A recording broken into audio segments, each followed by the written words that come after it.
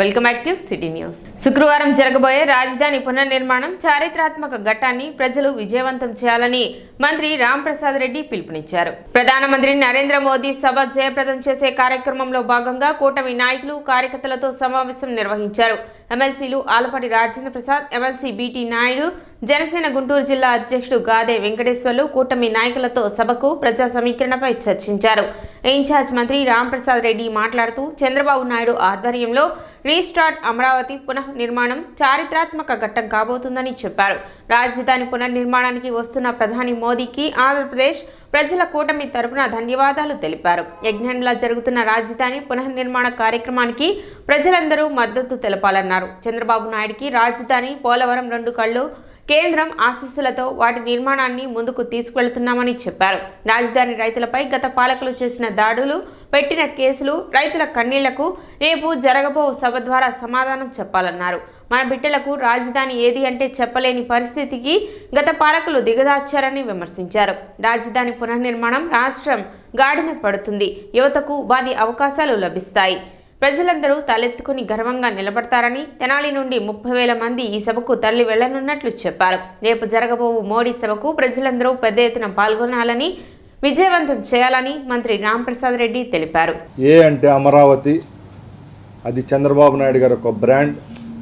Restart Amaravati అనే పేరుతో మరొక్కసారి ఆంధ్ర రాష్ట్ర ప్రజల యొక్క కళ, గత 5 సంవత్సరాలుగా నిర్వీర్యమైన కళను సార్థకం చేసుకుంటూ మరొక్కసారి గౌరవ ప్రధానమంత్రి నరేంద్ర మోడీ గారిచే రేపు ప్రారంభిస్తున్న సందర్భంగా రాష్ట్రంలో ఉన్న 175 నియోజకవర్గాల నుంచి ఆశేష జనవాహిని ఇక్కడికి విచ్చేసి నరేంద్ర మోడీ గారికి ముక్త కంఠంతో చంద్రబాబు నాయుడు గారు అయితేనే ఈ అమరావతిని మరొక్కసారి నిలబెడతారు, ఆయన నాయకత్వంలో అమరావతి పూర్తవుతుందని ఒక మనోనిబ్బరంతో ఒక యజ్ఞములాగా జరగబోయే రేపు కార్యక్రమాన్ని విజయవంతం చేయవలసిందిగా ఇక్కడికి అందరం కూటమి నాయకులం అందరం ఇచ్చేసాం.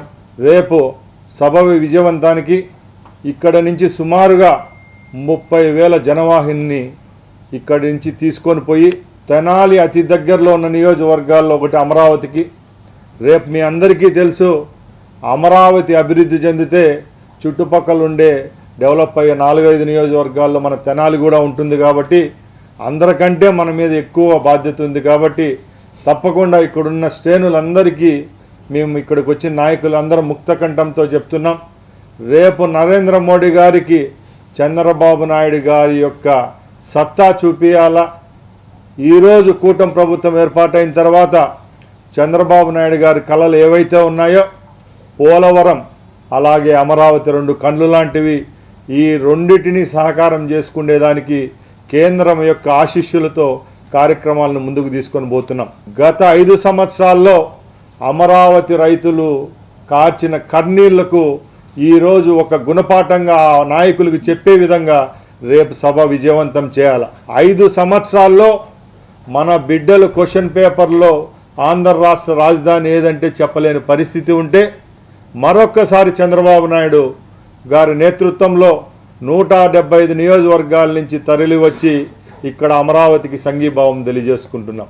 ల్యాండ్ పూలింగ్ అనే సిస్టాన్ని తీసుకొని వచ్చి రైతులను కూడా భాగస్వామ్యం చేస్తూ ఆర్థికంగా ఎదగాల, వాళ్ళ కుటుంబాలు కూడా ప్రభుత్వంతో మమేకమై రేపు పురోభివృద్ధి చెందాలనే లక్ష్యంతో ఆ ల్యాండ్ పూలింగ్ని తీసుకొని వస్తే కొందరు చేతగాని నాయకులు దాని మీద వ్యంగ్యాస్త్రాలు వేశారు.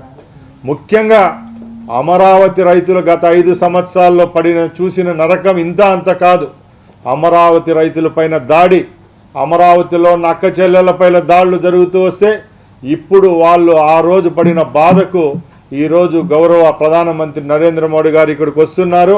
తప్పకుండా రేపు 50,000 ఎకరాల్లో అమరావతి పూర్తయితే మనం మరొక్క హైదరాబాదు నారా చంద్రబాబు నాయుడు గారి నాయకత్వంలో ఇక్కడ నెలకొల్పేదానికి ఒక ఆస్కారం ఉంది. మన బిడ్డలకైతేనే రేపు రాబోయే భవిష్యత్ తరాలకు ఉపాధి అవకాశాలు కల్పించుకునేదానికి కూడా ఒక అవకాశం ఉంటుందని తెలియజేసుకుంటున్నాం. సమావేశంలో ఎన్డీఏ కూటమి శ్రేణులు పాల్గొన్నారు. ఎక్కడైతే ఈ విధ్వంసం జరిగిందో, ఎక్కడైతే ఈ అరాచకం జరిగిందో, ఎక్కడైతే గ్రాఫిక్స్ అన్నారో, ఎక్కడైతే శ్మశానం అన్నారో, ఎక్కడైతే జలాశయంలో కడుతున్నారు రాజధాని అన్నారో ఈ రోజున కూటమి నాయకుడైనటువంటి చంద్రబాబు నాయుడు గారి యొక్క దూరదృష్టి ప్రపంచంలో 198 దేశాలు ఉంటే 198 దేశాల్లో కూడా ఎక్కడ కూడా ప్రజల రాజధాని అని చెప్పి ప్రజల్ని భాగస్వామ్యం చేసినటువంటి రాజధాని ఇంతవరకు ఎక్కడ కూడా ఏర్పడలా. మొట్టమొదటిగా చరిత్రకు శ్రీకారం చుట్టి చారిత్రాత్మకమైనటువంటి వాస్తవాన్ని ఈ రోజున మరలా ప్రజల ముందు ఉంచడానికి ప్రయత్నించే నాయకత్వం ఈ రోజున కూటమి నాయకత్వం. అమరావతి అనే నామకరణం చేసుకున్నటువంటి ఈ రాజధానిని పునర్నిర్మాణం చేసి ప్రపంచ చరిత్ర పుటల్లో చిరస్థాయిగా నిలిచిపోయేలాగా చేయాలనే ఒక తపన పడుతున్నటువంటి కూటమి నాయకత్వానికి మద్దతు పలకటానికి వస్తున్నటువంటి ప్రధాని మోడీ గారిని మనందరం కూడా ఆహ్వానించుకోవాలి. ఈ రోజున ప్రతి ఒక్కరూ కూడా రాజధాని లేని రాష్ట్రంగా గాయపడ్డ సైనికుల్లాగా జీవనం కొనసాగించిన మనందరం కూడా నీనా అనే భావం లేకుండా, స్త్రీ పురుషులు అనేది లేకుండా, చిన్న పెద్ద అనేది లేకుండా ఈ రోజున మనందరం కూడా తరలి వెళ్ళాలి. కాలినడకన వెళ్ళేవాళ్ళు కాలినడకన వెళ్ళాలి, సైకిల్ మీద వెళ్ళేవాళ్ళు సైకిల్ మీద వెళ్ళాలి, మోటార్ సైకిల్ మీద వెళ్ళేవాళ్ళు మోటార్ సైకిల్ మీద వెళ్ళాలి. ఈ వాహనం ఆ వాహనం దొరికిన వాహనాన్ని ఎక్కి మన మద్దతు పలకాల్సిన అవసరం, మనం ఆహ్వానించాల్సినటువంటి అవసరం, ఇది మన బాధ్యత. అలాంటి బాధ్యత మనందరి యొక్క భవిష్యత్ సంఘాల మీద ఉంది అనేది ఎవరు మర్చిపోకూడదు అని చెప్పి ఈ ప్రాంత ప్రజలు విజ్ఞప్తి చేస్తా ఉన్నారు. రాజధాని నిర్మాణం జరిగేటప్పుడు 4 లక్షల మంది అసంఘటిత కార్మికులు కానీ లేదా స్కిల్డ్ లేబర్ కానీ ఎంతోమంది ఇక్కడ ఉండేవాళ్ళు. దానివల్ల పరోక్షంగా ఎన్నో రకాలైనటువంటి వ్యాపార వాణిజ్యపరమైనటువంటి వాళ్ళందరూ కూడా బాగుపడ్డారు. ఎంతో సర్క్యులేషన్ అయ్యేది. ఇవన్నీ కూడా ఈ రోజున 2019 నుంచి ఈనాటి వరకు కూడా ఒక్క కదలిక లేదు. కదలిక లేకపోగా ఉన్న ఆకాశ హార్మోనియంలాగా కట్టినట్లన్నింటి శిథిలాలు చేశారు. వేసిన ఆ రోడ్లని తరలించుకుపోయారు, అక్కడున్న పైపులను తరలించుకుపోయారు, అక్కడున్న ఐరన్ను దొంగలించిపోయారు. కిరాతకంగా వ్యవహరించినటువంటి గత ప్రభుత్వం యొక్క వైఖరికి కూడా ఈ రోజున మనం ఏంటి అనేది నిరూపించుకోవాల్సిన అవసరం ఉంది. 1,00,000 కోట్లతో నిర్మాణం అయ్యేటువంటి ఈ రాజధానిని ఈ రోజున చట్టం కూడా చేయమని చెప్పి కోరడానికి మనందరం కూడా తరలి వెళ్లాల్సిన అవసరం ఉంది. భారతదేశ ప్రధాని అయినటువంటి నరేంద్ర మోడీ గారు గత ముఖ్యమంత్రి జగన్మోహన్ రెడ్డి గారు చేసినటువంటి విధ్వంసాన్ని, ఆ గాయం సంబంధించినటువంటి మచ్చలు ఇంకా ఉన్నాయి. ఆ గాయాన్ని సంబంధించినటువంటి మచ్చలు మాఫీ చేయడానికి 5 కోట్ల మంది ఎంతో ఎదురు చూస్తున్నటువంటి అమరావతి రాజధానికి సంబంధించి పునః ప్రారంభించడానికి రేపు రాబోతున్నారు. ఆ సందర్భంగా తెనాలి నియోజకవర్గానికి సంబంధించినటువంటి గౌరవనీయులు పెద్దలు ఇన్ఛార్జ్ శాసన మండలి సభ్యులు పెద్దలు ఆలపాటి రాజా గారు, అదేవిధంగా తెనాలికి సంబంధించి జనసేనకు సంబంధించిన జిల్లా అధ్యక్షులు గౌరవనీయులు పెద్దలు ప్రముఖ న్యాయవాది గాది వెంకటేశ్వర్లు గారు, అదేవిధంగా మొత్తం ఓవరాల్ పిఎం గారి ప్రోగ్రాం చూడడానికి ముఖ్య అతిథులు, అదేవిధంగా పరిశీలకులు వచ్చినటువంటి గౌరవనీయులు పెద్దలు రాష్ట్ర మంత్రివర్యులు రాంప్రసాద్ రెడ్డి గారు, అదేవిధంగా తెలుగుదేశం పార్టీకి సంబంధించినటువంటి కుద్దూస్ గారు చాలామంది ఉన్నారు.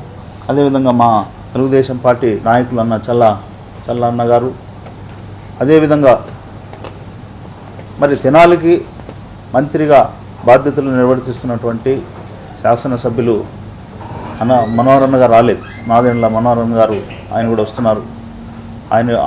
ఆయన గారికి Telugu Desam party, Janasena, BJP NDA కూటమికి సంబంధించినటువంటి పెద్దలందరూ కూడా ఈ యొక్క బృహత్తరమైనటువంటి కార్యక్రమంలో భాగస్వామి అయినందుకు వాళ్ళందరూ కూడా పేరు పేరున ధన్యవాదాలు తెలుపుతూ ఒక చారిత్రాత్మక ఘట్టం ఆవిష్కరించబోతున్నాం.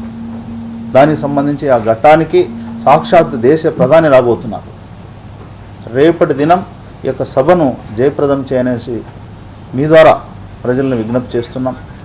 ఇప్పటి వరకు కూడా మన పిల్లలు కానీ మనం కానీ ఆంధ్రప్రదేశ్ రాజధాని ఏదని అడిగితే ఎక్కడ కూడా సమాధానం చెప్పలేనటువంటి పరిస్థితి. గత 5 సంవత్సరాలు మనమంతా కూడా ఎలాంటి పరిపాలన మనం అందరూ చూసాం. ఒక రాక్షస పరిపాలన చూసాం. అన్ని వర్గాలు, అన్ని మతాలు అందరూ కూడా ఎవరు కూడా హ్యాపీగా లేరు. చట్టసభల్లో వదలలేదు, న్యాయస్థానాల్లో వదలలేదు, బ్యూరోక్రాట్ను వదలలేదు. అన్ని వ్యవస్థలను నాశనం చేసేసి గత ప్రభుత్వం, గత ముఖ్యమంత్రి చేసినటువంటి గాయాలు ఇంకా గాయం మానింది, కానీ దానికి సంబంధించినటువంటి అదే ఉన్నాయి, గుర్తులు అట్లే ఉన్నాయి. ఆంధ్రప్రదేశ్కు ప్రపంచ స్థాయి తగ్గట్టు కూడా రాజధాని నిర్మాణానికి నా వంతుగా నేను తోడ్పడతానని హామీ ఇవ్వడం, హామీ మాట మేరకు రేపు రాబోతున్నారు. ఆంధ్ర రాష్ట్రం విడిపోయిన తర్వాత 2014లో రాజధాని లేకుండా ఇక్కడికి వచ్చిన తర్వాత ఆనాటి ఉమ్మడి ప్రభుత్వం ఒక ప్లేస్ని ఐడెంటిఫై చేసి రాజధానిగా స్టార్ట్ చేసి దానికి ఆ రోజునున్నటువంటి ఈ రోజునున్నటువంటి ప్రధానమంత్రి నరేంద్ర మోడీ గారు వచ్చి శంకుస్థాపన చేసి వెళ్తే ఆ రోజు ప్రభుత్వం త్వరితగతి నిర్మిద్దామని చెప్పేసి సెక్రటేరియట్ కానీ, అసెంబ్లీ కానీ, హైకోర్టు కానీ అన్నీ కూడా మొదలుపెట్టి ఒక ప్లాన్ చేసిన తర్వాత ఏదేమన్నా కానివ్వండి నెక్స్ట్ గవర్నమెంట్ వచ్చేసరికి మారిన గత 5 సంవత్సరాలు కూడా ఆ రాజధాని మీద ఎన్ని కార్టూన్లు వేశారో, ఎన్ని రకాలుగా దాన్ని చింద్రవందరలు చేసి 3 అన్నారు, 4 అన్నారు, కులాలు ఆపించారు, ఏమంటాం అది మునిగిపోతుందన్నారు. ఎన్ని చేయాలన్నీ చేశారు. కానీ ఇన్ని చేసి పోని ఎక్కడైనా రాజధాని కట్టారంటే ఏమి లేదు. మళ్ళా వెనక్కి వస్తే రాజధాని ఏదంటే మళ్ళా అమరావతి. సో ఇవన్నిటి మీద కూడా ఒక నమ్మకం కలిగించడానికి ఈ రాష్ట్ర ప్రజలకి రేపు జరగబోయేటటువంటి కార్యక్రమం. గతంలో శంకుస్థాపన చేశాడు, వదిలేశాడు అనే అపప్రదను పోగొట్టుకుని ఈ 4 సంవత్సరాలు ఇక్కడ ముందున్నటువంటి ఈ 4 సంవత్సరాల్లో రాజధానిని నిర్మించి ఆంధ్ర రాష్ట్రానికి అమరావతి రాజధాని అని నమ్మకం కలిగించడం కోసం రేపు భారీ ఎత్తున కార్యక్రమం జరుగుతుంది. దానికోసమే మళ్ళా ప్రధానమంత్రి గారు వచ్చి కొన్ని ప్రాజెక్టులకు శంకుస్థాపన చేయటం, అందుకనే పునర్నిర్మాణము అని రేపు దానికి నామం కూడా పేరు కూడా పెట్టడం జరిగింది.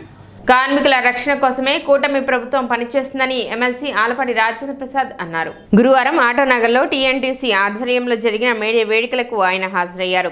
ఈ సందర్భంగా యూనియన్ జెండాను ఆవిష్కరించారు.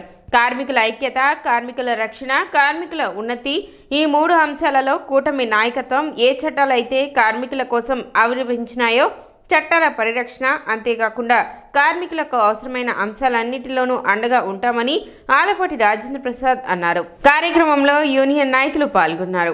కార్మికుల ఐక్యత, కార్మికుల రక్షణ, కార్మికుల ఉన్నతి ఈ 3 అంశాల్లో కూటమి నాయకత్వం ఏ చట్టాలైతే కార్మికుల కోసం ఆవిర్భవించినాయో ఆ చట్టాల్లో పరిరక్షణ, అంతేకాకుండా ఇంకే రకమైనటువంటి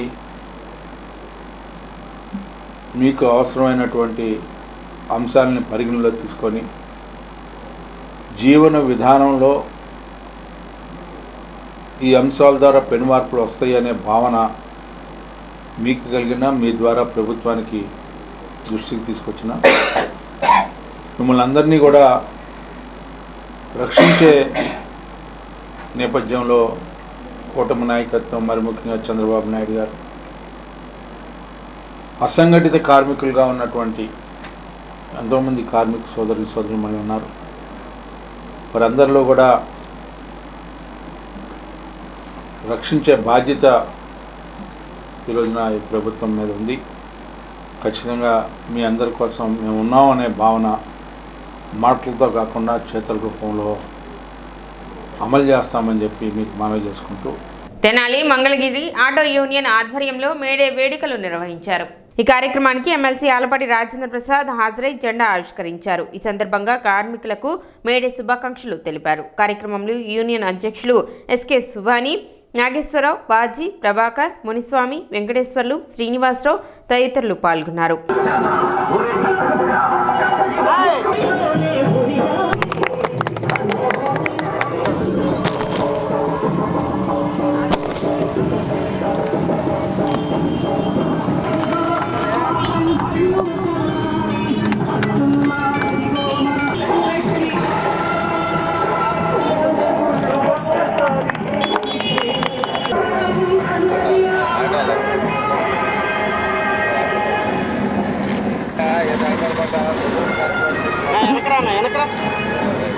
పార్టీ ఆవిర్భావం నుంచి కూడా ఈ ఆటో యూనియన్ బ్రహ్మాండంగా ఐక్యతతో పార్టీకి అండగా దండగా ఈనాడు గతంలో ఏ రకంగా నష్టపోయారో మనందరికీ తెలుసు. ఎక్కడ కూడా ఎలాంటి కేసులు లేకుండా మనం 2014-19లో ఉన్నప్పుడు మళ్ళీ అలాంటి పూర్వవైభవమే ఎవరికి నష్టం లేకుండా చూస్తామని, మరి ఎలాంటి సమస్యలు ఉన్నా కూడా పరిష్కరించగలిగినటువంటి కూటమి నాయకత్వం ఉందని, మీ అందరికీ రక్షణగా ఉండే చట్టాలన్నీ కూడా అమలు చేస్తామని చెప్పి, మీతోనే మేము అని చెప్పి ఈరోజున మీ అందరికీ విజ్ఞప్తి చేస్తూ ఇప్పుడు ఒక చిన్న విరామం.